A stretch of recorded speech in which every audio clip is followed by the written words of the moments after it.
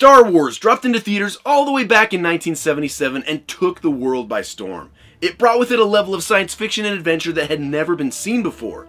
Since then, it's grown into one of the largest intellectual properties that's generated billions of dollars in media and merchandise, and spawned 11 live-action movies. So which film from a galaxy far, far away is the best? That's exactly what we're going to talk about today.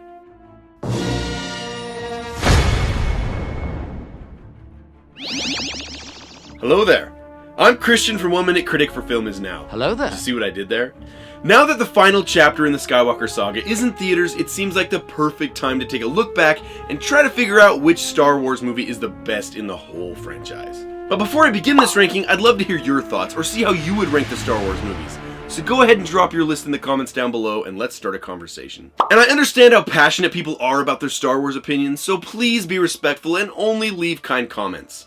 Like the old saying goes, if you can't say anything nice, please don't say anything at all. And in an effort to keep this video from being over an hour long, I'm only going to give a few points for each movie and there will be spoilers. Now you gotta know I'm a massive Star Wars fan. I've been since my childhood, so it's been a lot of fun to rewatch all these movies for this ranking, and some of the choices I had to make were a lot harder than others. So to be clear, these are my personal picks. You may disagree, and that is totally okay, but here's how I would rank the Star Wars movies in order from least favorite to favorite.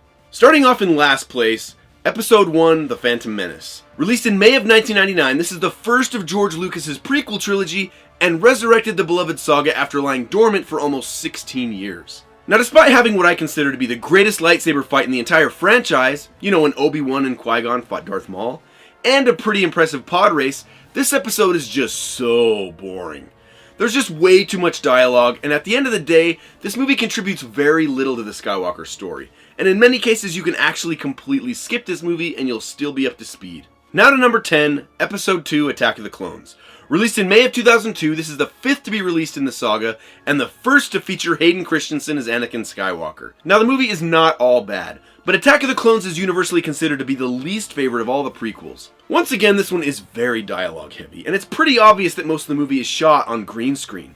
There are some big action sequences, but they look and feel very cartoony. That brings us to number 9, Episode 9, The Rise of Skywalker. Released in December of 2020, this is the 11th Star Wars movie and the finale of the Skywalker saga, and it comes from director J.J. Abrams. Now to say I was disappointed about this movie is an understatement. Now this is the most ambitious movie in the sequel trilogy. It makes some of the boldest story choices, while at the same time caters to fan service almost a little too much at times.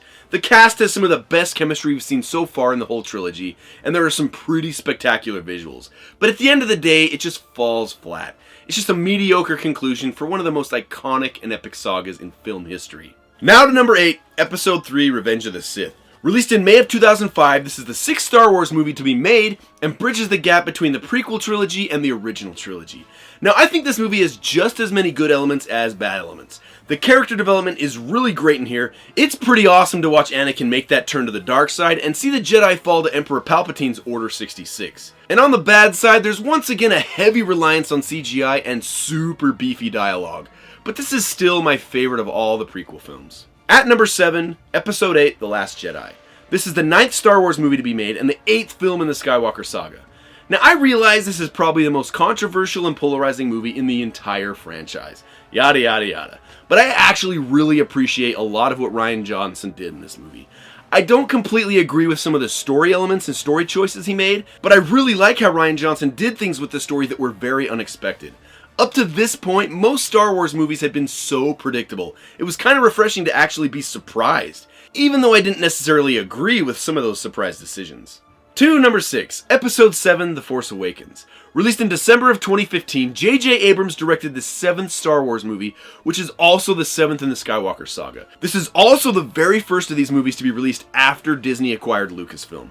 This is my favorite in the sequel franchise. We get a whole bunch of new characters living in a different time with unfamiliar locations, but the movie does a pretty great job of using familiar themes and characters, even though it's basically a soft remake of A New Hope. It's a really fun Star Wars movie with some really great moments. And now we've come to number 5, Rogue One, A Star Wars Story.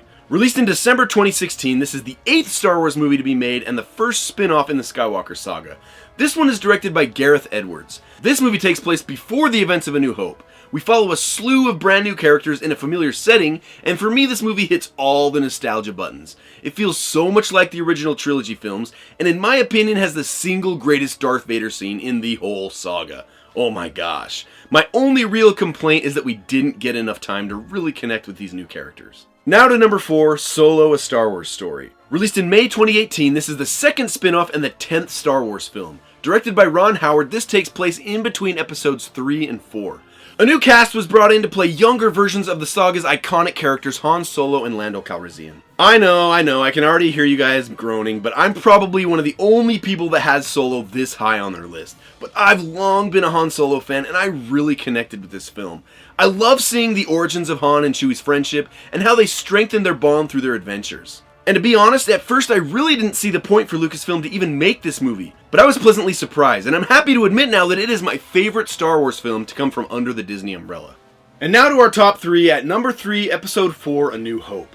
Released in May of 1977 and originally just titled simply Star Wars, it's the movie that started all of this madness. George Lucas dreamed up this space opera adventure about a ragtag group of friends that take on the evil Empire. The movie pioneered practical visual effects and gave us one of the most iconic musical scores of all time from master composer John Williams. You know, it's really hard to say anything negative about the original trilogy films because they're just so beloved and highly regarded.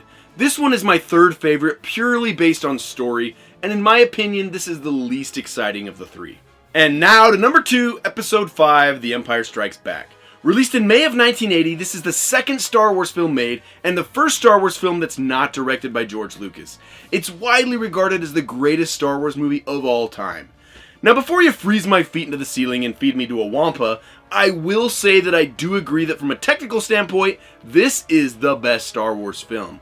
But that doesn't also mean that it's my favorite. We're talking about favorites here, folks. This movie elevated Star Wars to a new level, with bigger battles, more incredible practical effects, and by introducing many more iconic characters including Yoda, Lando Calrissian, and the Emperor. It's such a great film, and who could ever forget that epic Darth Vader twist? And it's pretty obvious by now, but my favorite Star Wars film is Episode 6, Return of the Jedi. Take it easy, take it easy. I can feel a great disturbance in the Force. I realize this wouldn't be what most people would pick as their favorite movie, but Return of the Jedi really holds a special place in my heart. Released in May of 1983, this is the third Star Wars movie made, and comes from director Richard Marquand. We see the rise of Luke Skywalker, who's honed his Jedi skills and tries to take on the Emperor single-handedly, and the rebels put everything on the line to end the reign of the Empire once and for all. And most importantly, we see the redemption of Anakin Skywalker. From an entertainment standpoint, there's never really a dull moment in this film, and has a great balance of lightsaber fights, battles in space, and on the ground. Each of the characters also get their own time to shine, whether it's Han leading rebel troops on Endor, Luke fighting Vader on the Death Star, or Leia infiltrating Jabba's lair to rescue Han. And the movie really does a fantastic job of wrapping up every story arc that's been introduced going back to New Hope. I love this movie so much. When I watch it, I truly feel like a kid again. It's one of the few Star Wars movies that made me want to live in the galaxy far, far away and be part of the adventure. Well, there you have it, my take on the entire Star Wars franchise. But what do you think? Do you agree or disagree with my list? I would love to hear what your rankings are, so go ahead and drop them in the comments down below.